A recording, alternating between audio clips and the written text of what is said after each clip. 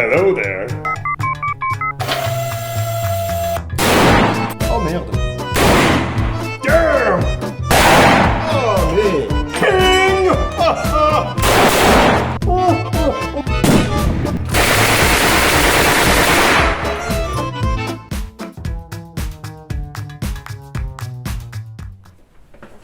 Chers amis et non moins estimés abonnés, bonjour! Bonjour, bonsoir à tous. C'est un plaisir de vous retrouver. Ôtez-moi d'un doute. On a déjà fait le rubis, hein? Je crois.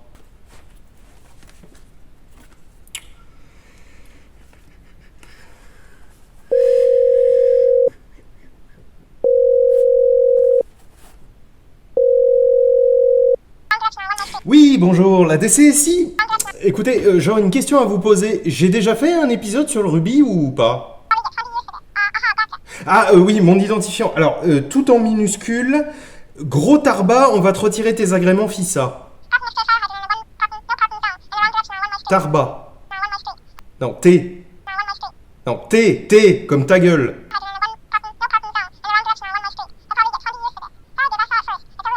Ah, parfait, merci beaucoup. Ah, bonne journée. Ouais, c'est bon, on a déjà fait le rubis. Du coup, bon, on a fait le rubis, je vous avais dit qu'ils avaient un peu pompé quand même. Bon, alors sur le Browning 1903, certes, mais surtout sur le Victoria de chez Astra. Mais il y a un troisième challenger, figurez-vous. Star. Alors, n'allez pas penser avec Star, Astra, Estrella et tout, que c'est une nation d'astronomes, hein, l'Espagne. Non, c'est juste des mecs en short qui bouffent des tapas. Alors, blague raciste, check. Star, c'est l'histoire de la famille Echeverría. Echeverría, marqué. Le père et les deux fils. Les deux frangins reprennent le boulot à la mort de leur père et... à terme, le seul qui continuera, c'est Bonifacio. D'ailleurs, fun fact, je sais plus si c'est lui ou le patron de Astra, même si je penche plutôt pour cette deuxième solution, qui s'était fait exploser par l'ETA à l'époque. C'est quand même bizarre de se trucider entre basques, hein. Ils sont pas très efficients sur la lutte, hein, moi je trouve. ¡No! ¡Verán, me está picando, banda! ¡Ah! ¡Culero! ¡Ah! ¡Puto! ¡Suelta! Et toujours à la même époque que le rubis, c'est-à-dire à peu près 1914, début de la Première Guerre mondiale, sort le Star. 1914. C'est ça. Non, ça c'est un étui, bande de cons. C'est ça.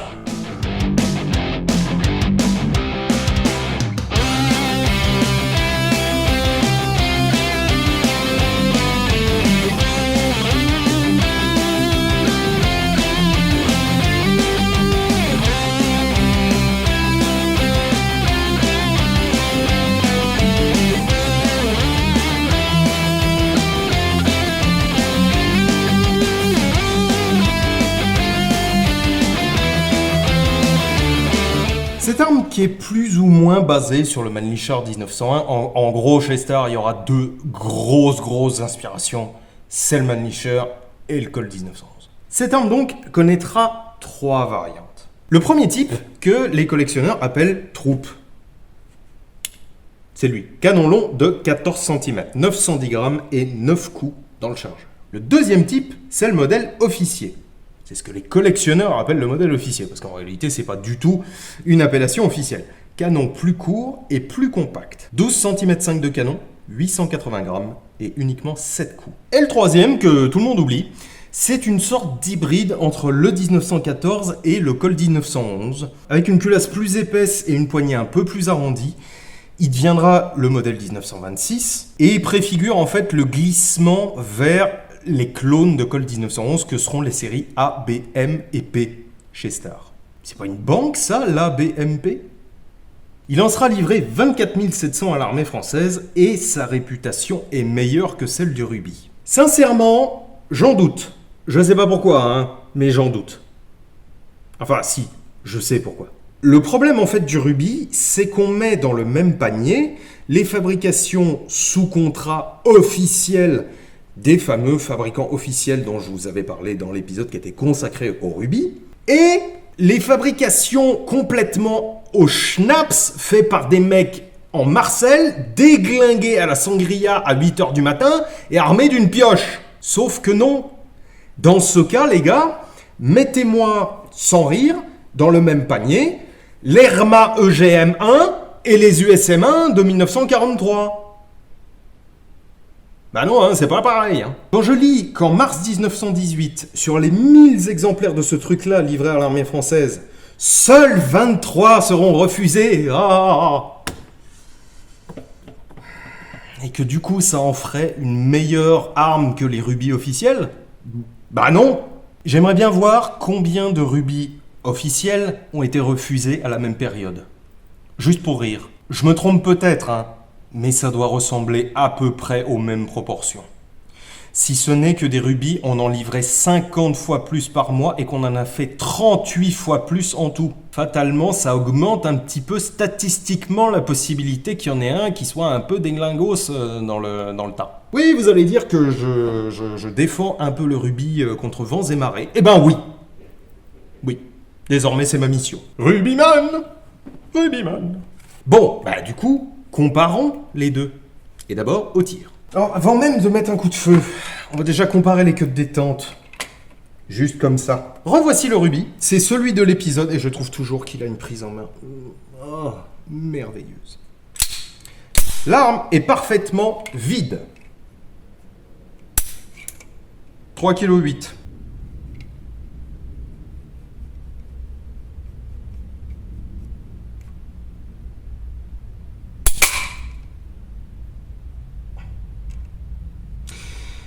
Mon peson, il va pas aussi haut. Bougez pas, je vais voir si j'en trouve un autre. 6,07 kg. Ah vache! Putain, t'es encore plus retors que l'administration française, toi, hein? Ah la vache! Bon, c'est lourd! C'est super lourd! Putain, c'est plus lourd qu'un mec en sortie de boîte. Bon. Écoutez, on va tester, hein? On va tester, donc c'est en calibre 7,65 Browning, donc pour ça, ils sont identiques et l'un et l'autre. Niveau poids de départ, déjà, c'est un peu cuitasse pour le Star. Hein. Niveau chargeur, eh bien, ce sont les mêmes, ce sont des 9 coups tous les deux. Allez, on va voir ce que ça donne au tir. Niveau esthétique, ok, le Star 1914 est au-dessus, très clairement. Mais, bon... L'esthétique, c'est mignon, mais déjà, c'est une arme militaire. Et ensuite, si ça rendait l'arme meilleure, ça se saurait. Il y a une grosse sûreté derrière, là, qui est bien. Je l'aurais préféré de l'autre côté, personnellement. Elle est peut-être, remarquez, elle est peut-être modifiable, en sens, c'est pas totalement impossible. C'est la sûreté assez typique qu'on trouve, par exemple, sur les Walter, c'est-à-dire juste... une espèce de surépaisseur qui vient bloquer le chien avant le percuteur. Ça, c'est bien. Alors, testons. T'as 6,2 kg. Alors, niveau organe de visée, c'est les mêmes, mais très léger avantage pour le Star.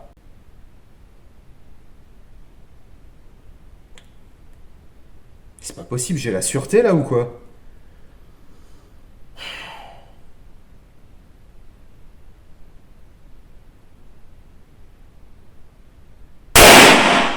Oh putain! Ah, faut être motivé pour se tirer avec ce truc! Vache! Je ne vois rien. Essayons de prendre visuel bas.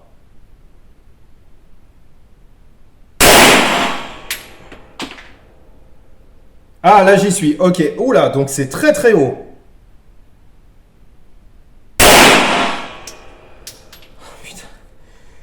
Non mais, matez-moi ça, j'ai le doigt rouge, j'ai le doigt enfoncé. Alors, niveau poids, c'est abominable. Mais abominable. Je sais pas si tous les exemplaires sont comme ça, mais...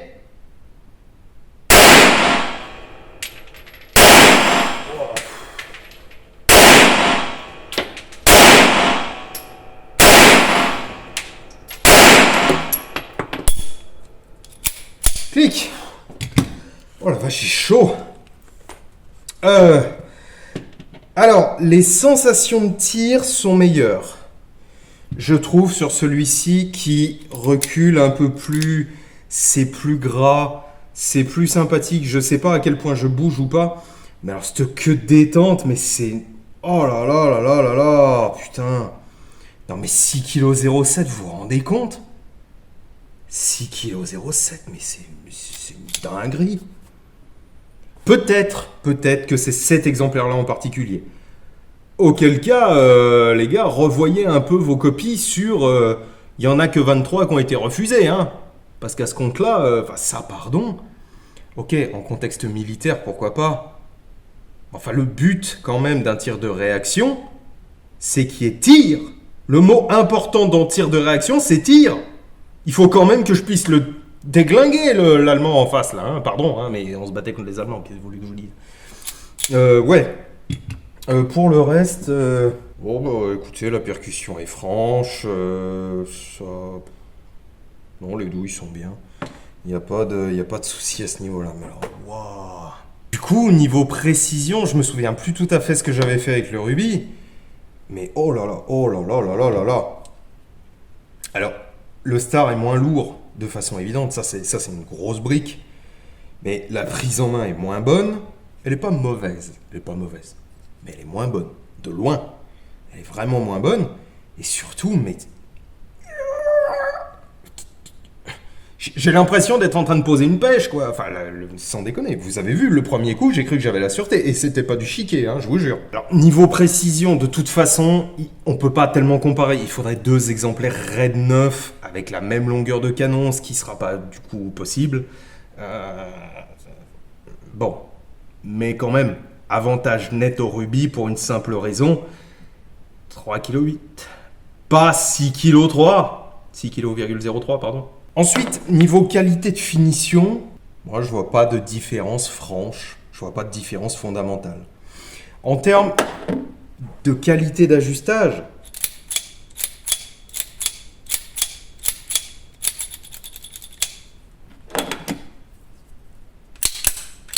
net avantage au rubis, mais de loin. Écoutez, alors c'est pas une question de ressort, ce qu'on écoute là c'est pas le ressort.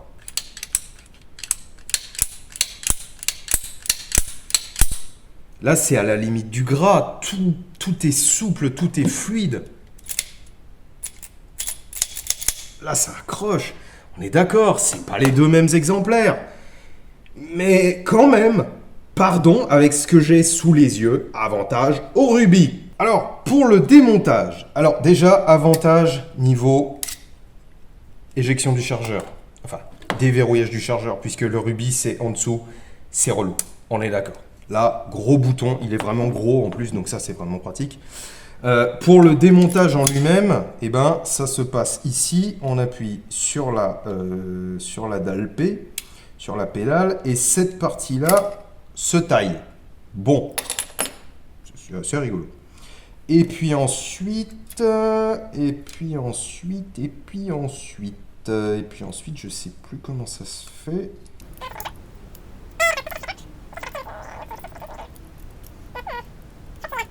Faudrait-il enlever le ressort?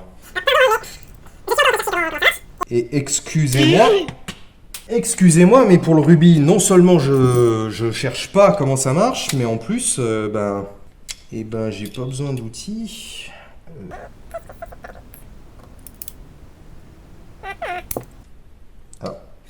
Ouais, c'est bon, j'ai réussi. Donc c'est la culasse qui fout le camp. Ça, c'est un ensemble plus ou moins monobloc. On voit que c'est vissé là. Pardon, mais facilité de démontage, avantage encore une fois. Au rubis, même quand on sait comment c'est censé marcher, bah non. Il n'y a pas photo une demi-seconde. Et comme ça, voilà. Oh putain, c'est que détente. Enfin, là, pardon, mais... Hop, hop, hop.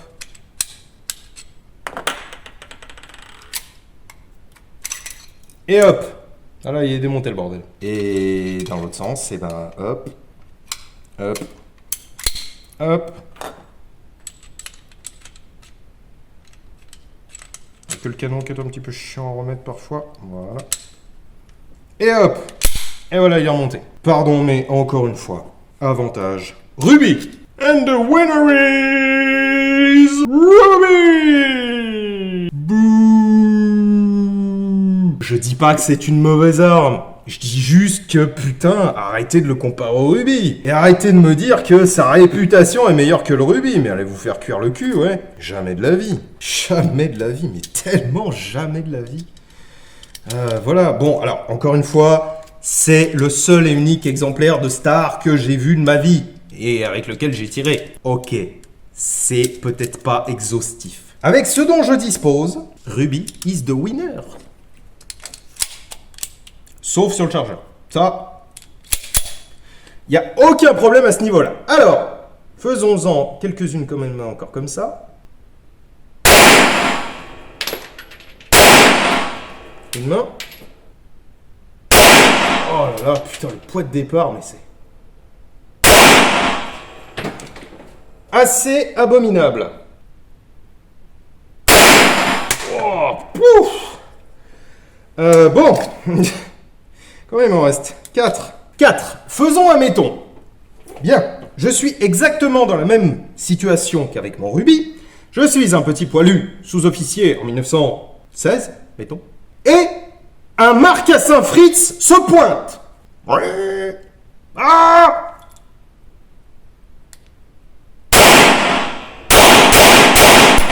Oh la vache! Non, non, putain.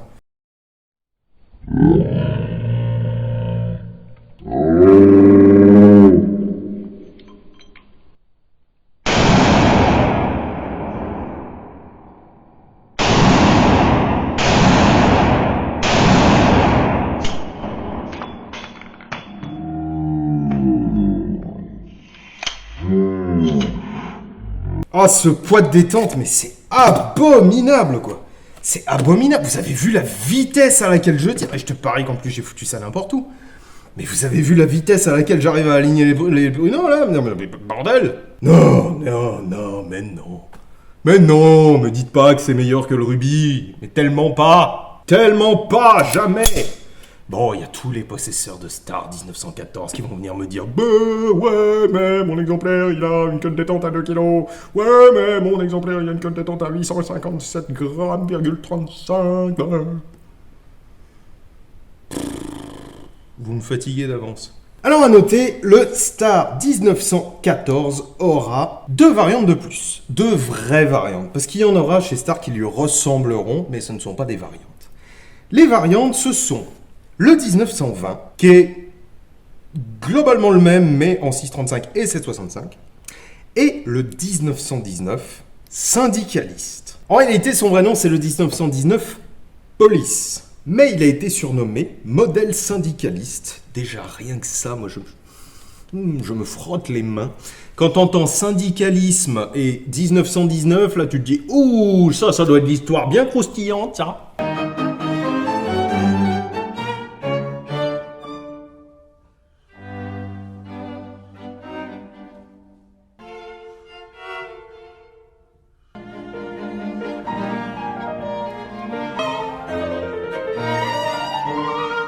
Et effectivement, la légende, parce qu'attention, je dis pas que, voilà, mais la légende veut que, alors imaginez le même mais en beaucoup plus petit, pour échapper aux fouilles de la police lors des rassemblements, des sorties de rassemblements, de leurs déplacements, de leurs actions, etc. Eh bien, les syndicalistes, car oui, à l'époque c'était encore des groupes assez violents, notamment les syndicalistes anarchistes, eh bien, ils mettaient ce petit truc au bout d'une ficelle, qu'ils accrochaient à leur ceinture, et passaient le tout à travers une poche percée. C'est-à-dire leur poche de pantalon, ils décousaient le fond, et flop, ils laissaient tomber l'arme jusqu'à leur cheville, et il suffisait de tirer sur la cordelette pour finir par récupérer l'arme à travers la poche. Ça permettait d'éviter les fouilles les plus évidentes, c'est-à-dire de la région autour de la ceinture et sous les aisselles, et tout de même d'avoir une arme relativement rapidement à portée de main. Parce qu'évidemment, il faut tirer sur la cordelette. Si en plus tu dois le faire discrètement, ça veut dire que tu le fais à une main, c'est pas le plus pratique. Mais tu finis par récupérer ton arme. C'est une histoire rigolote, moi je trouve. Vraiment rigolote. D'autant que nous reparlerons, eh bien, ma foi, des luttes de classe à ce moment-là, et du grand banditisme aussi, grâce à la bande à Bono, notamment, ça c'est un petit peu avant, mais on en reparlera dans un futur épisode que j'ai très hâte de vous faire. Chose dont j'ai oublié de parler, il va sans dire que le star continuera sa carrière, dans beaucoup de tables de nuit bien entendu, puisque beaucoup de personnes les ont gardées. C'est majoritairement grâce à ça qu'on les a encore. Mais aussi, toujours dans le passé, et pendant la Seconde Guerre mondiale, on en retrouvera à certaines ceintures. Et Eric m'a fait part de cette photo qu'il a retrouvée. On pense que ce serait la LVF. Et vous voyez à la ceinture de ces gars-là, ce qui me semble être 2 stars 1914, me semble-t-il. Et on n'est pas sûr que ce soit la LVF, c'est une supposition. Si vous avez des hypothèses, n'hésitez pas en commentaire. Le 1914, c'est fini. Ça m'a fait plaisir de vous le montrer parce que quand même, c'est pas commun. Et c'est une arme de collection intéressante pour ceux qui s'intéressent à la Première Guerre mondiale.